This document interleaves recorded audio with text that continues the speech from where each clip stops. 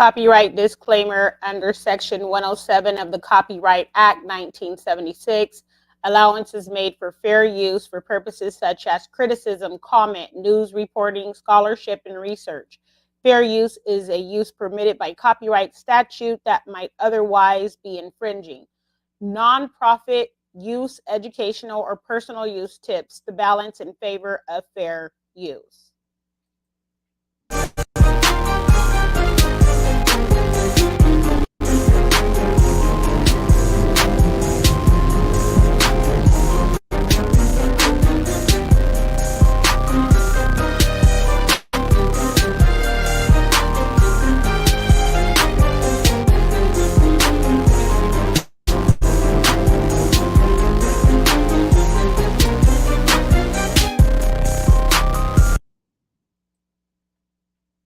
Hello, everybody. I wanted to come to you today and talk about the power of persuasion, right? Let me take that off for a minute. Talk about the power of persuasion and how people's beliefs, values, and all kinds of behavioral practices or even cultural practices and ways can influence other people. I see this all over where it's like, you're looking for creativity and innovation and uniqueness because that's right. We should be able to be who we are and that be celebrated, but it's not. Most people want you to assimilate or acculturate. And so there's a power of persuasion and influence that go with that. And I want to talk to you guys about all of those things today, and not adopting other people's beliefs, ways, and agendas, but really knowing who you are and being comfortable and confident in that uniqueness to not participate in everybody doing the same thing, thinking the same way, saying the same things, and that cyclical thing that goes on generationally and doesn't stop, right? Is not something that's new. And so we're going to be talking about that, the power of persuasion and influence, and how to overcome and be free to be who you are. And so, as you can see, I have this phrase, right? And everyone's heard it. And I know, look, this is not going to be for everybody because some people don't like looking at graphic images like this. There won't be graphic images like this all throughout. But for the beginning, we're going to be talking about this phrase is like pulling teeth. So the phrase is like pulling teeth originated from the experience of having a tooth pulled, which is known to be painful and a difficult task, right? Nobody just wakes up and says, oh my gosh, I got to get my tooth pulled. No, usually you get these signs that something's wrong with your tooth, and you let it go on and on and on. And then finally you decide, like, it's so much pain can be there in your mouth, like, I need to go to the dentist, right?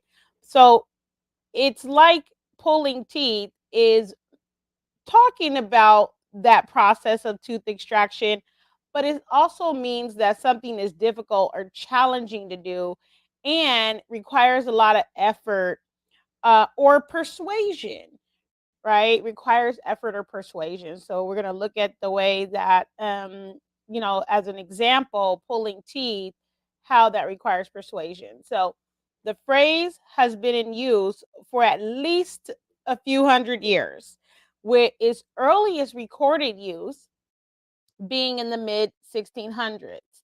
Its meaning has stayed consistent over time, right? So that means that, people continue to use the phrase throughout time, and it hasn't really changed the meaning. A lot of times when we look at words, the meaning has changed, and you think, like, wait, like the word nice. I use this all the time. People say the word nice and don't even recognize the etymology of nice means foolish, dumb, stupid, right? Gullible, all of those things that are in that word that, the meaning has changed. And now it's like you hear the word all the time, and people need to start looking up the word etymology before just using it. I practice that. I admonish you to practice it too. But anyway, back to it's like pulling teeth. That phrase has been used for at least a few hundred years, and it has remained consistent over time, right? Um, and so, why are we talking about that today? Well, we're talking about that from a cultural perspective.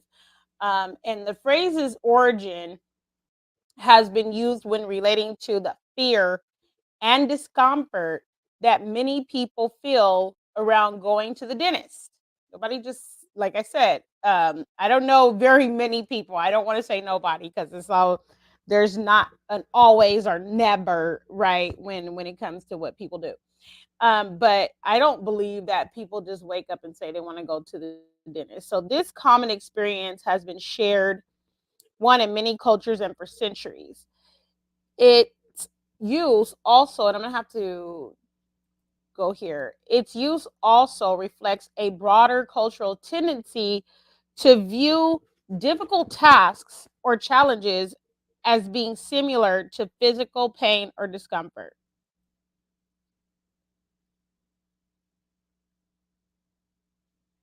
So, again, it's normal to feel anxiety or discomfort about going to the dentist for a tooth extraction.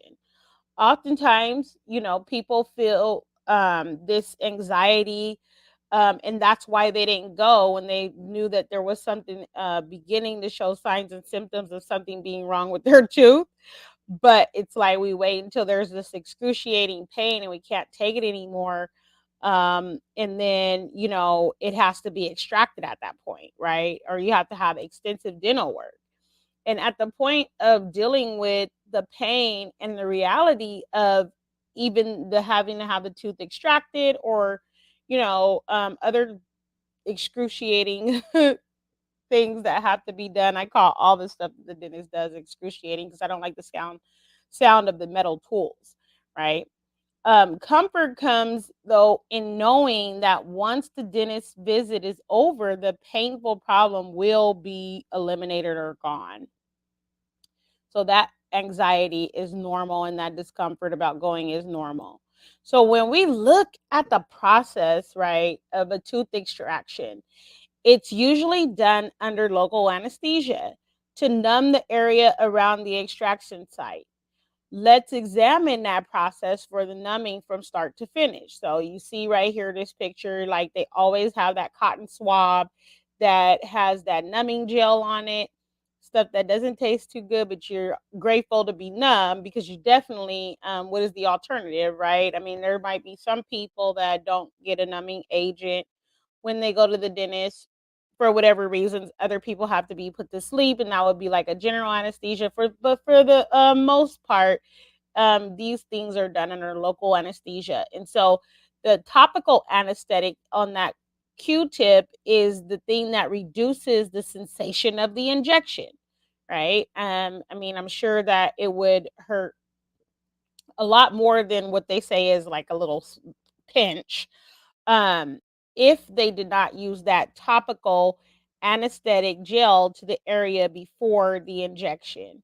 So that swab has the topical numbing agent, and then you will see the injection, right? So the dentist will inject a local anesthetic into the gums around the tooth to be extracted.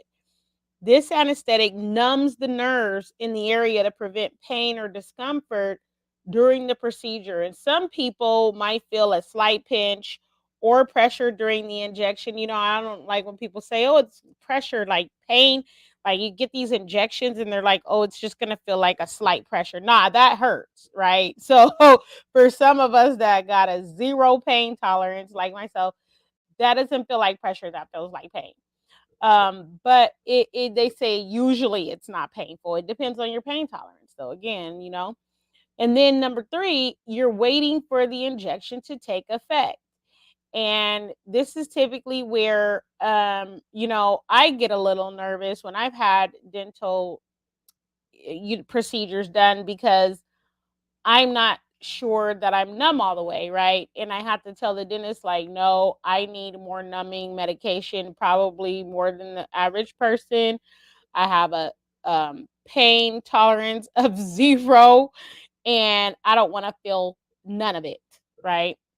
And so this could take a few minutes for the anesthetic to take effect. During that time, the dentist is going to continue to test the area to make sure it's numb before starting the extraction, which could be nerve wracking too, depending on what your thoughts are on, right? I try to go to a beautiful place in my mind. So the tooth extraction, again, looking at this process, once the area is numb, the dentist will use a tool called an elevator to loosen the tooth. Then forceps are used to gently remove the tooth from the socket. Now, the thing that happens after the extraction is that you have that cotton ball in your mouth for a while because it's still bleeding, right? I mean, just because you're numb by the local anesthesia and then numb by the injection does not mean that your body is still not going through a procedure. It's just that you don't necessarily feel that procedure, but after you will. And so those instructions that you get are meant to help you care for the area post extraction. And that could be an ordeal too, like pre-extraction. Some people stay up in pain from the from the tooth hurting itself, and that's just an ordeal. Now you got to go through another ordeal after the pain and the discomfort from the rotten or broken or messed up tooth is gone. So by examining this entire process, we understand that local anesthesia works by temporarily blocking the nerve endings that transmit pain signals to the brain, which numbs the specific area being treated. For that tooth extraction, a local anesthetic is injected into the gums again near the tooth being worked on, right? So the dentist is not going to numb all your teeth for the one messed up tooth, right? The anesthetic solution contains a drug like lidocaine or novocaine. You might have seen that, at the dentist office before, maybe heard those names, which works by inhibiting the ability of the nerve cells to transmit a pain signal. So this is where we talk about, how the anesthesia actually works. And the mind isn't blocking the pain. I don't know if you knew that or not, but rather the pain signals are not being transmitted to the brain due to the numbing effect created by the anesthetic, which allows the dentist to work on your tooth without you feeling or experiencing pain or discomfort. Once the effects of the anesthetic wear off, discomfort and soreness is surely to return and stay there for a while, right? That's why you have that cotton swab in those directions and oftentimes accompanied by a pain pill, right? Again, another reason why, the way the anesthetic works and then why you heal that pain after you come back is because the body is still experiencing the physical sensation of pain while you're having the procedure. But the brain is unable to perceive these sensations due to the effects of the local anesthetic. The anesthetic acts to dull the transmission of pain signals from the nerves to the brain so that the brain doesn't register that you're in pain, right? And so once the effects of that anesthetic wear off, your discomfort and your soreness that was experienced during the procedure suddenly become more apparent. And this actually happens in all situations where you have to have a procedure or surgical procedure done, and even if you get put to sleep, like once all of that wears off, you're going to be able to feel what you were experiencing, the discomfort and the soreness and some of the pain from the procedure or the one that you missed during the procedure because that signal was being blocked. But that does not mean that your body and your mind were not having the symptoms or the sensations or the experiences of pain. So I just wanted to use that example to talk to you about the way that anesthesia works, and just thinking about when, you are in when you're in a lot of pain. You just want it to be over, right? And so the anesthesia is going to make you not have the full force of the experience of going through that thing being over, right? But after that wears off, sometimes the pain is worse until you get better, right? Sometimes the pain is worse until you get better. And your mind and your body are still experiencing these things, okay? They're still experiencing these things. And so it's not like it just didn't happen. It's just that the way that, the painful tooth, the dentist, and the anesthesia all had varying levels of persuasion that allowed you or the patient to go through with the procedure. So anesthesia allowed the patient to have the procedure without fearing the extraction pain because it worked by altering the way that the nervous system communicates with the brain so that the perception of the pain was reduced or eliminated. So as you see that, right, the perception of the pain was reduced or eliminated.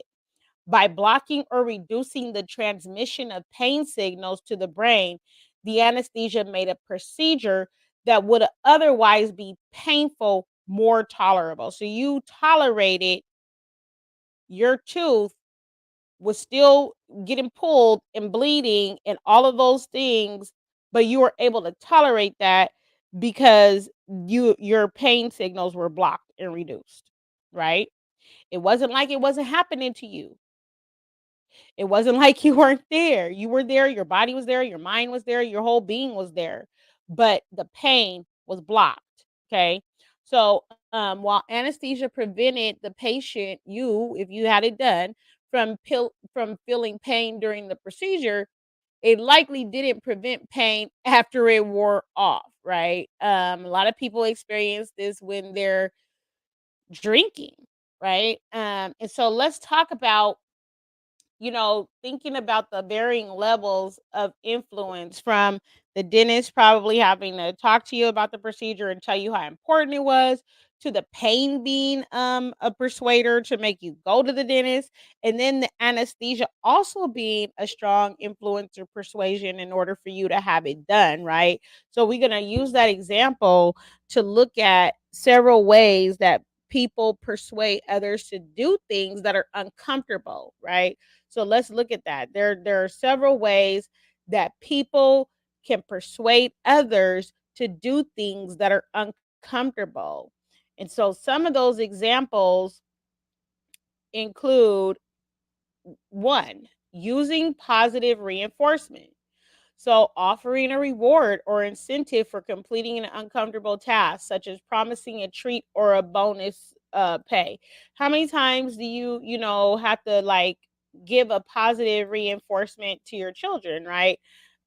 Or either a consequence. I mean, it depends on what the situation is. Like, you can try to influence or persuade them by positive reinforcement until they still just don't want to do it, and then that's when it turns into a consequence, right? And so that's what that looks like, that positive reinforcement, or like having those work competition, the person that does the most XYZ gets a bonus, or if you do a specific task that's over and above what your job description or job duties are, that bonus might be available. Car salesman might have a bonus, and marketing companies give bonuses, or even when you go to these kind of workshops. I don't know if you call them workshops or whatever, but those things where they have like timeshares, or they want you to do some type of purchase and sell. There's always some kind of incentive tied into all of those things, okay? And so number two, another way that persuasion happens is by appealing to emotions, right? Convincing someone to do the uncomfortable task by invoking feelings of guilt, shame, or empathy. So, convincing someone to donate to a charity by explaining how their contribution would help people in need. How many times you stay up late and you see these commercials and they show the most horrible pictures ever, right? To use that feeling of shame, guilt, and empathy to get you to donate to the cause or whatever, you know? And so number 3, providing logical reasoning, presenting a logical argument or a series of facts to help someone understand why the uncomfortable task is necessary or beneficial in the long run. Again, I could think of parenting examples galore, right? Like sitting down, talking to our children about why certain things are necessary for them to do, and providing that logical argument or a series of facts to help them understand why the uncomfortable task is necessary. I know a lot of people have this issue when kids don't want to be buckled up in the car. They want to jump all over. Like, you can't do that. You have to, sit there and explain time and time again why it's not okay for, them to open the door before the car stop, even though that might be, something that they want to do. And then having to sit there and wait till the car comes to a complete stop. Put your seatbelt, keep your seatbelt on, don't take it off, right? Might feel uncomfortable to them, but it's logical and factual that it's the safety issue, correct? So, those are just like, ways that you could think of other situations, I'm sure, but those are ways that I relate to the information that I'm sharing. All right. And then you have, number 4, peer pressure. That's a huge influencer and persuader, especially for youth, especially for young and developing minds. Those that, may succumb to the power of peer pressure by being encouraged to do a task or pointing out that everyone else is doing it, right? Or suggesting that it is expected or required from the peer group, right? So it's like I've seen this happen time and time again with youth where they try to stand their ground, but the peer group put so much pressure on them that sometimes it often causes them to just go ahead and succumb to what is being encouraged of them to do, right? What others are encouraging them to do. So this why it's constantly important to have a discussion with your children and then ask them, well, how can you be there to support, because that peer pressure is strong. If you have 50 students together, and your child or youth is the only one saying no, no, no to everything, ultimately the other 50, 49, I'm sorry, are gonna like start to pressure them in ways that are threatening and intimidating. So we have to be mindful of the power of persuasion that is used through peer pressure, and that's a major one. And then another one is, when people use their authority, right? Persuading someone to do a task by using an authoritative tone, or citing rules, policies, or regulations that require it to be done. Sometimes when you have a person that's not balanced in the use of their authority, this will be a daunting task to be around, because it's always going to be that authoritative tone and the citing of rules, policies, regulations, or threats and intimidation, even, right? Sometimes even using their power, as an authority figure like the judge, or sometimes we see this with teachers or people that control certain things like permits and things like that. They'll use their authority to get other people to do what they want them to do. So then you have, you know the persuasion techniques, like we were just talking about, some that I just listed. They can be used in both ethical and unethical ways. We see both, right? So if it's unethical, you look at the use of deception or misleading information. How many times we see that? And like I had alluded to, coercion or threats. Okay. Emotional manipulation. How many people, have been around a person that's like a narcissist? They try to emotionally manipulate you. Some people call it gaslighting. I don't really know, right? Like everything is you and never them, And so that's that emotional manipulation, or even trying to use shame and guilt, right? Like, well, things have always been done this way, and if you don't do it this way, you're gonna mess the family up, right? Like, I mean, you never know. Like, I hear these arguments all the time, like generational things, just out of habit, right? That's emotional manipulation. My father calls it witchcraft, right? Um, Blackmail or extortion. Well, you that's very clear, blackmail and extortion, and it's criminal.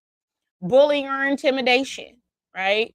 We talked about how authoritative people in powers positions of power use bullying and intimidation, or either peer pressure can turn into bullying and intimidation, right?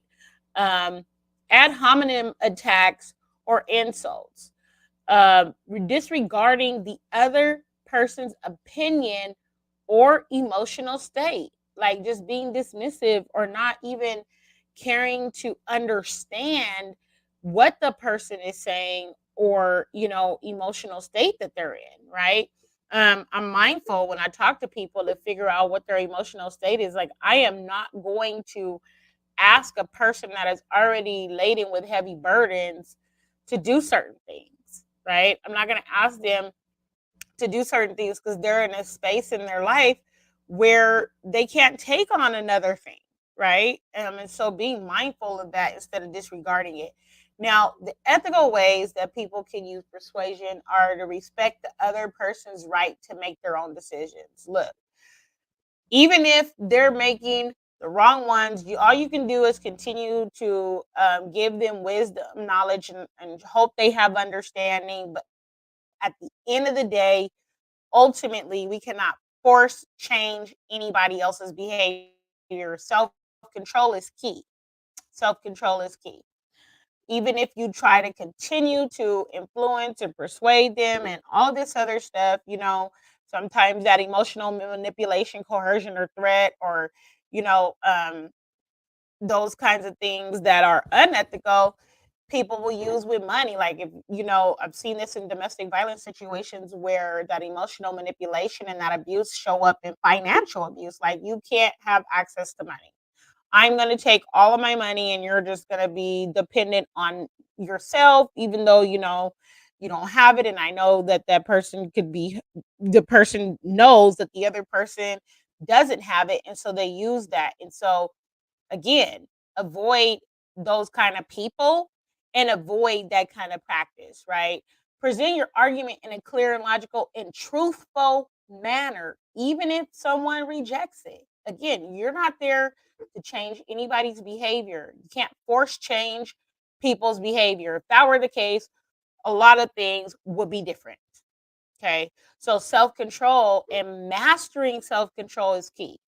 Provide accurate and relevant information. Like, I'm not going to talk to someone that's a pilot about my situation with my car. They're not a car mechanic or a plane mechanic. Okay.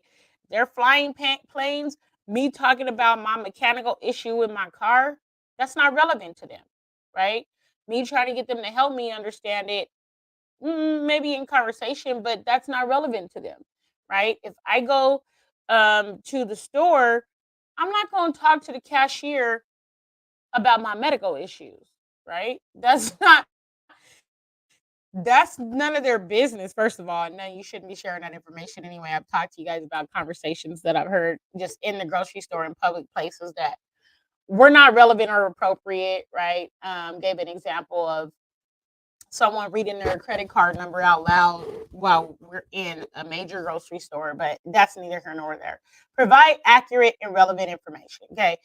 Listen actively to the other person's concerns and feedback, right? You can tell when someone is not listening. And even if you try to ask them, I've done this, I'm guilty of this. Sometimes people are talking to me and I have something else on my mind, I have to make myself actively listen. And I have to make myself understand what they're saying about their concerns. And if they have feedback for me, I have to be present and just there listening instead of having my mind in a whole bunch of other places, right? Acknowledge any resistance or hesitancy that the person may have. You don't know where that's coming from. Just, some people have trust issues and you weren't the one that broke the trust bond with them, right? And so you could just acknowledge, like, look, I recognize you're hesitant about accepting this information or this wisdom knowledge that I'm giving you. I really don't understand where that comes from, but I hope you just take my advice and let it be. Don't leave your peace with the person, and don't sit there and try to figure out, what it is that they're thinking, because you haven't been in their life to understand from the way that their mind and their body and their soul processes stuff, their experiences. So, you could even, see this with our children, our relationships with our children. We think we fully understand, but then sometimes we just have to acknowledge that we don't. And there may be some hesitancy or resistance that they have to following our guidance, right? Especially as they grow into adulthood. Okay. So again, practice self-control. Don't try to influence through coercion or threats or emotional manipulation, bullying or intimidation. You can't. I have a 29 and 25-year-old daughters, and bottom line is that they're gonna either listen to my advice or not. I've spent their whole lives raising them, and I'm just prayerful and hopeful that what I taught them and what I put into them is enough to help them make wise choices. But at the end of the day, you cannot force control. You can self-control, right? Offer solutions, right? Offer solutions. That's key. You keep offering solutions, and then at some point, if a person keeps asking you the same questions over and over again and they're not listening to your advice, then take your piece back and stop giving it, right? Let them figure it out. Respect the other person's decision. Oftentimes people learn by the results of the choices that they make. Let them have their natural consequences, and those don't always have to be bad. Those don't always have to be a bad thing. Like, natural consequences are going to happen, good and bad. Okay. So we look at the ethical and unethical ways of persuasion. And one interesting thing to note is that it has remained consistent over time, right? They have remained consistent over time, meaning that, people continue to use them both equally in society and authority figures all throughout, families, whatever. It hasn't gotten better or worse. They're just a consistent force when it comes to persuasion, ethical and unethical ways of persuading people. And so we look at that and think about, like, today, just like in the present, the past, coercion and threats were more commonly used in positions of power to get others to comply with their wishes. Okay? That hasn't changed. It's remained consistent over time. Emotional manipulation and attacks that appeal to feelings or prejudices rather than intellect have always been considered unethical, but are still widely and commonly used today. We call those ad hominem attacks, right? That word was on a prior slide. So that means that when people appeal to feelings or prejudices rather than evidence, even intellect, reason, logic, those are considered unethical. Those people are considered unethical. Their behavior is unethical. We know a tree by its fruits, right? But as we can see, this unethical practice continues, the manipulation and the attacks, and is widely used today. Okay. So you also have this component of thinking about why have unethical and ethical ways of persuasion remain consistent over time, right? I'm a person that thinks of why is this continuing to happen? Like things didn't change for the better. I mean, we can obviously tell by our experiences, and especially some of us that recognize that our legal rights and freedoms don't match our experience with our rights and freedoms. So then we start to question, why have the unethical and ethical ways of persuasion remain consistent over time? And let's look at that, right? Let's look at that in the way of them remaining consistent over time, okay? In the ways that they have remained consistent over time. So the societal reasons include the importance of trust and mutual respect in social interactions. Persuasion techniques that involve deception, coercion, or emotional manipulation can damage trust in relationships. We know this to be true, right? If you have to force someone to do something and you have to persuade someone in a relationship to them, I mean, that doesn't work out well. I'm just going to say that, right? Don't do that. Don't do that to yourself, and don't even do that to the other people. That only holds for so long. When you have to use deception, coercion, emotional manipulation, all of that, it's not going to hold a person. It only lasts for so long. So you shouldn't even practice that behavior, nor be around anybody practicing that behavior. The recognition of individual rights and autonomy, right? People want to have human dignity and respect, right? So attacking that person for no reason, or trying to emotionally manipulate, coerce, threaten, bully, intimidate, blackmail, whatever you're going to do, doesn't respect those individual rights and autonomy to be free to be who I am or who you are, right? Unique. There are no two people are the same, right? So autonomy is important. Does that mean that everybody just walks around in their autonomy being tyrants? No. And if we fear that, then we have a problem with the confidence of who we are as a uniquely created individual, right? We have to understand that we cannot make everybody the same. We cannot force control or force compliance. Ultimately, people rise up and fight back. We see that every day too, right? When there's forced control or forced compliance, ultimately the people are gonna say, "Forget this mess. I need to have the right to be me, human dignity and respect, and be unique in who I was created to be." So, ethical persuasion techniques respect the individual's rights to make their own decisions based on their values and beliefs. I'm not going to go and try to convince anybody of the truth. Back in the day, I tried to do that, and that's exhausting, right? Because ultimately, that person is going to make their own decision based on their values and beliefs, experiences, and morals. We can share the truth all day. You ever been by that person? You share the truth with them all day, and they still didn't grab hold to it, right? So I'm, just a believer that nobody can even see the kingdom without Yahweh showing it to them. And that's how the truth will set you free. Okay. So number 3, the recognition of ethical principles in professional and personal relationships.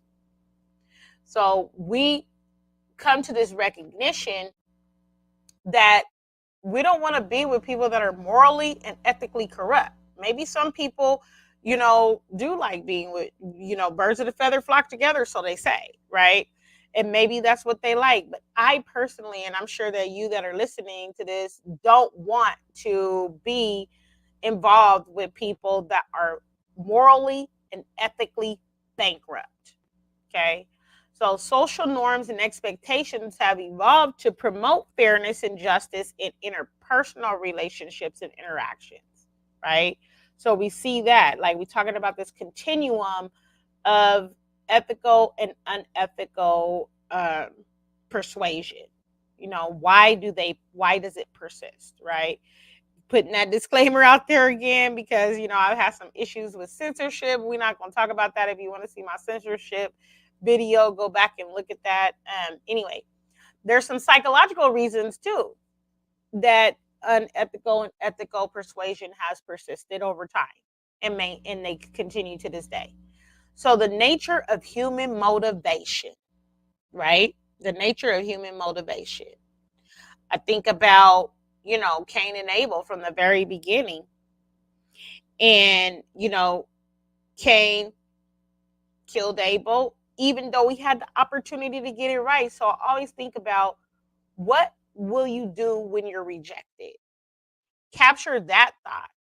That's the first thought that needs to be captured, because that next thought could be murderous. Okay. That next thought could be murderous. And even still, that all has to do is selfish pride. Like, because of the way you perceive and believe and think of yourself, right? Think about, how that thought about the way you might think of yourself higher than you ought to, or better than other people, or look down your nose at other people, or other people do that to you. The next thought, if you or they are rejected, could be murderous. Okay. Or while the rejection is happening, they could be thinking in a murderous way. Okay. People often resist change and are likely to withdraw or resist when they feel coerced or threatened. I don't want to be around anybody that's going to coerce me and threaten me to do something. Allow me full information to know what it is that I'm, getting involved in, and be able to say yes or no. Don't manipulate, don't coerce, don't force, right? And so those are things that you don't have to use to persuade somebody. Just tell them. And look, I'm a believer that if you tell a person the truth, you allow them to accept what they want to deal with and what they don't. And that's fine if they don't, because the world doesn't end there, and neither does life, right? You have to learn how to just self-control, not others control, and let it go, right? Don't try to coerce anyone, and don't allow yourself to be coerced or threatened into doing something that someone else wants you to do. Okay. The role of cognitive biases. Even when presented with evidence or logical arguments, people's decisions are often influenced by their beliefs, emotions, and past experiences. This is what I've continued to say, right? You have people that, even when they're presented with evidence or logical arguments, they're still influenced by their own set of beliefs, emotions, and past experiences, whether those be ethical or unethical, moral or not, wicked or righteous. This is just what it is, right? And so be mindful of that. The importance of social comparison. People tend to conform to social norms and expectations, and persuasion techniques that involve peer pressure or authority can be effective in inducing compliance. So this is the thing that, I want you to practice if you don't already do. Do not make unhealthy comparisons, right? What do I consider an unhealthy comparison? Well, I don't look at other people and say, why can't I, or why do they? None of that. Nor do I compare my intellect or my abilities or my skills or my talents with another person. Why? Because they are unique. No two people. Look, I'm Christina. God already made one of them. He made me unique and fashioned me that way, right? There's nobody else, and I want you to hear this. There's no need to make a comparison, because there was never a you on earth, and there will never be another you on earth, right? So don't even spend your time with unhealthy weights and measures. Be balanced. You don't have to make those comparisons with your neighbor or your coworker or your friend or a family member. And if that happened in your family, I'm sorry that that happened to you, but today is a day that you could break free from that, right? Just stop making those comparisons and just be who God created you to be. Okay. So, the one thing that I recognize, that it's like you start measuring everything, right? And this is especially a good thing to teach children because you don't want them to look at other people and think, "Oh, well, they look better or worse than me." Even you got kids that hey, they you can't tell them nothing. They all that okay, and that's okay if it's healthy, right? Love yourself if it's healthy, but when you start making unhealthy comparisons, that's an unbalanced weight measure. Okay. So we got to just be careful. And that's when you start, trying to induce compliance. And definitely, if you're a victim of that, stay away from that until you can get yourself whole in the way that you see yourself. So, I'm all about liberation, right? I consider myself a liberator, and I'm going to talk about breaking free from the power of persuasion, right? It can be challenging. It can be a challenging process. I had to work on this myself and within myself and recognize who I was, which is one of the ways to be liberated from the power of persuasion. And I'm going to talk about coming up here, but it's definitely possible and it's worth it. Here are some strategies that you can use to become more creative and innovative as a unique individual, a free thinker, right? You don't have to adopt other people's morals, values, and beliefs, okay? And you definitely don't have to adopt their ideals about who you are, okay? And if you don't know who you are, you better figure it out quick because someone else will give you a label, a title, and a narrative to tell you who you are. Okay. So recognize the power of persuasion. Number one, this is the liberation. Number one, the first step to breaking free from the power of persuasion is to recognize when it is being used against you. I gave you all that ethical and unethical practices of persuasion. You should be able to go back and determine when it's being used against you if you don't already know. Go back and watch this again, right? Once he said it twice, we heard it. Okay. And so try to become aware of the different tactics that are being used, like social proof, authority, scarcity.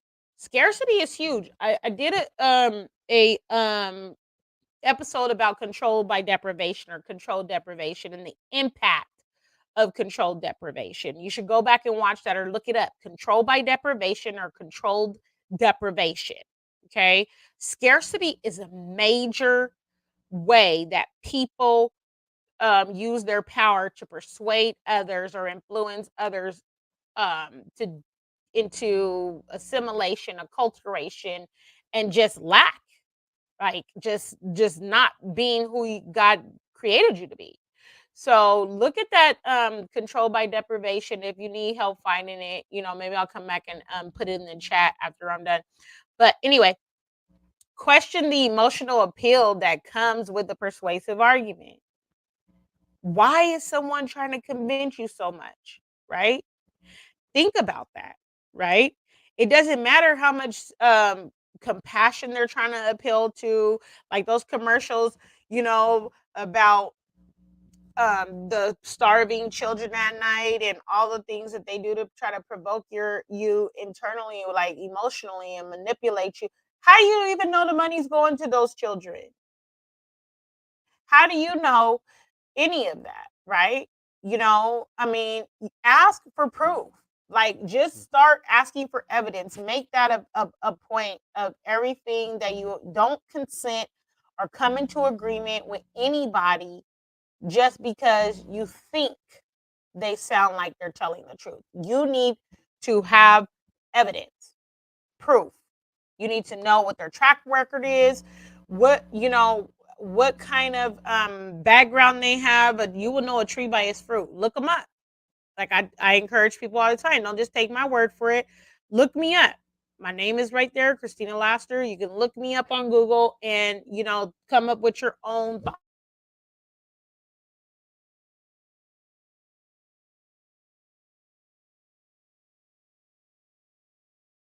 about who I am. I think my mic, let me see, had disconnected. Testing 1, 2, 3. Okay, yeah, I can hear it. And so, just make sure that you do that. Okay. Reframe your mindset. A persuasive message often works because it aligns with someone's already held beliefs. This is why you hear that term, birds of the feather flock together, right?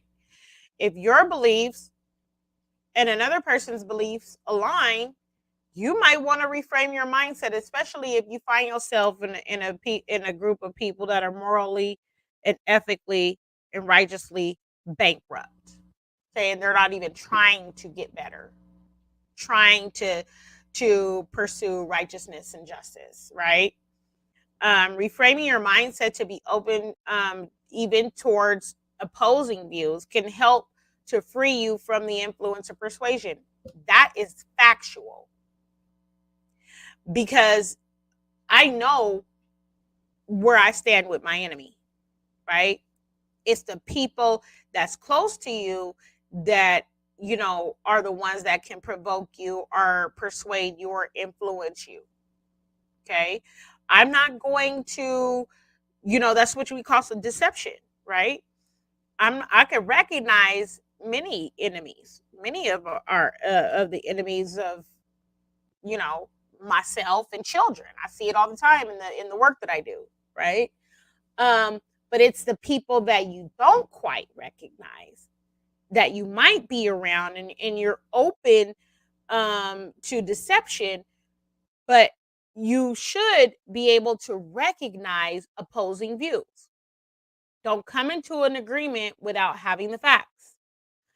Pray about it before you agree to do anything. And I say that this is even verbal contracts. Like, I'm not going to even say yes that I'll show up at an event until I have all the facts and I pray about it.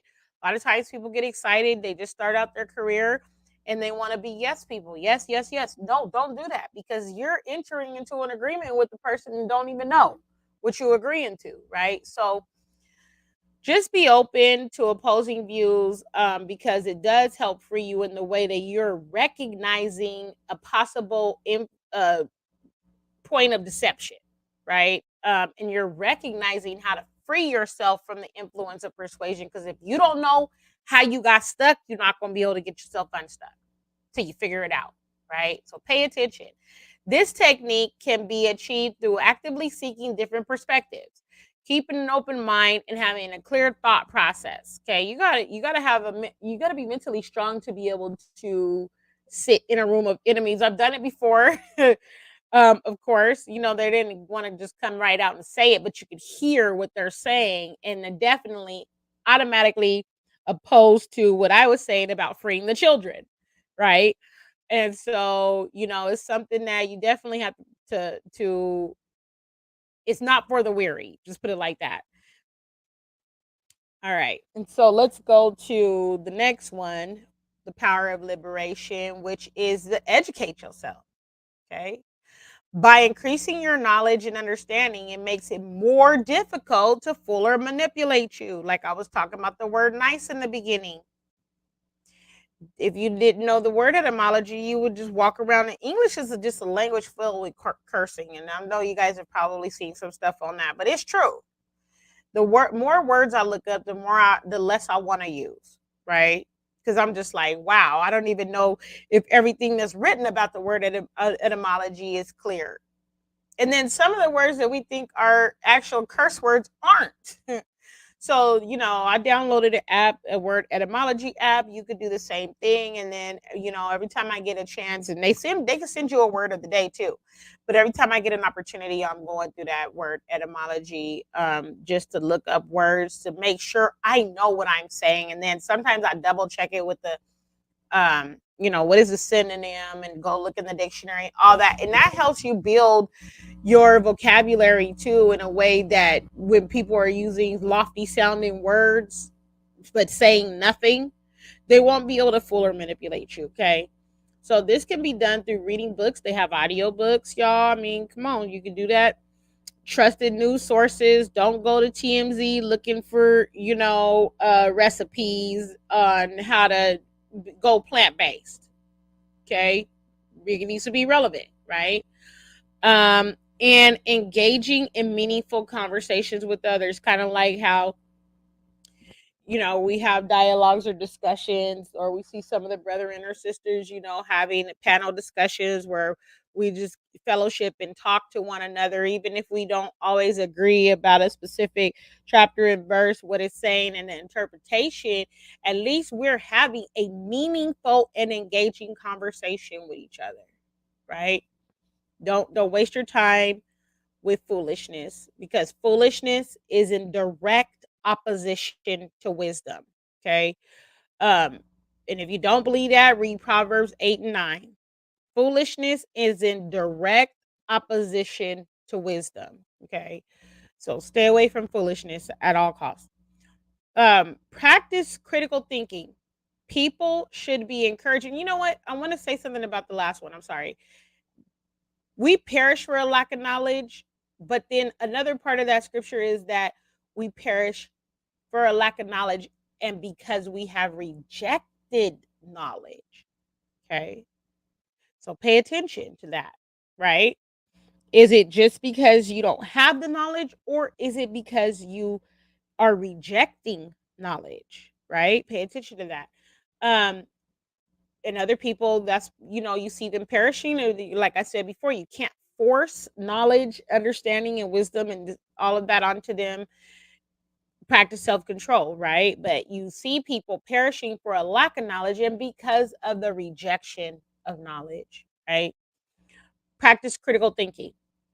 People should be encouraged to fully understand situations without exploitation or bias. I talk about this in the medical practice, what happens in the medical field, in the medical practice all the time. If you don't have full information, then how can you make a fully informed consent, right? How can you fully be engaged in your medical treatment and medical treatment plan if you don't even know? Stop just believing the doctors because they have a prescription pad and a white coat or letters behind their name. I got more degrees than a thermometer, but that don't mean you should automatically trust me, right? Don't do that. It doesn't matter. I mean, you need to make sure that it sometimes doctors push back. They don't even want you to question, right? What is happening. Every time I get a checkup, I let the doctors know you're gonna be with me longer, possibly, than with other patients, because I have to have full information so that I can be fully a part of my own medical treatment plan or medical understanding and knowledge. I want to look at what you write and I need to understand what that means.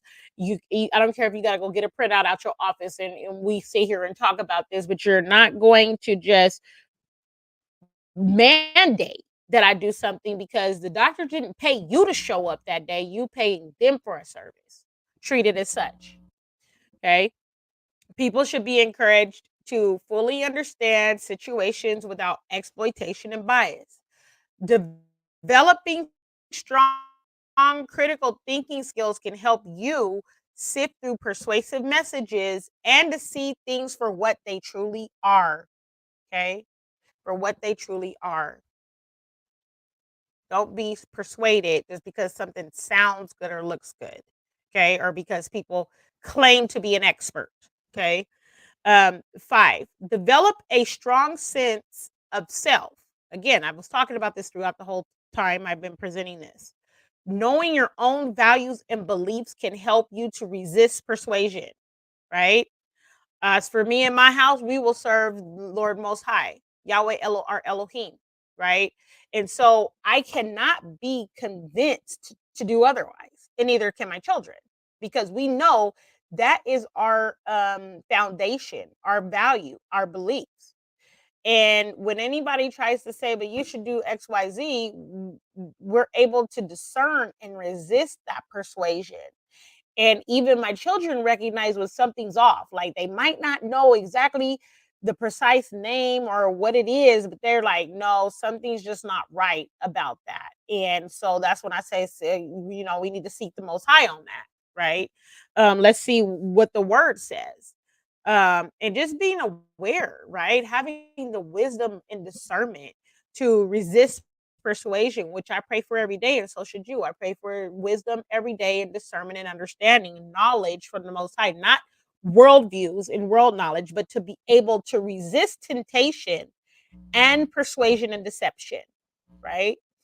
When you understand what you value and believe, you can discern what is really important to you and make decisions based on that rather than succumbing to external pressure. Don't be acculturated and assimilated into worldviews just because everybody's doing it and this is how my family's done it all this time. No, go on Psalm your value 15, and belief. a psalm of David. Lord.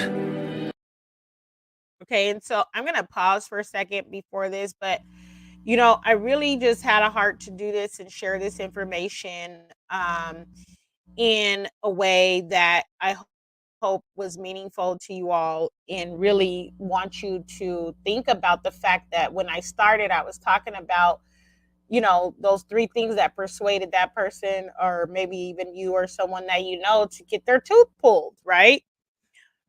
Just because you're anesthetized does not mean, and I showed you that your mind and body are not still experiencing it, right? So the first thing is that local anesthesia. The second thing is that the topical anesthesia. The second thing is the injection of local anesthesia. I want you to think about ways that you can apply that example to the things that you see happening around you, right? People walking around and seeming like they're numb. I always use this terminology when I see distractions and all of these influences and agendas. I'm like, they put anesthesia in the water again, right? So be cautious and be mindful. Shalom. I hope that you stay well and that you and your family thrive. And I will see you next time. There's still some minutes left. So with that, I'm going to let the rest of it play. And I hope that you all stay well. Who may abide in your tabernacle? Who may dwell in your holy hill? He who walks uprightly and works righteousness, and speaks the truth in his heart.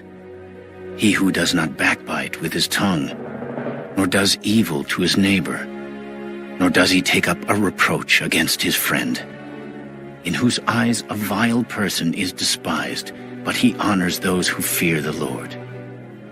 He who swears to his own hurt and does not change. He who does not put out his money at usury, nor does he take a bribe against the innocent. He who does these things shall never be moved.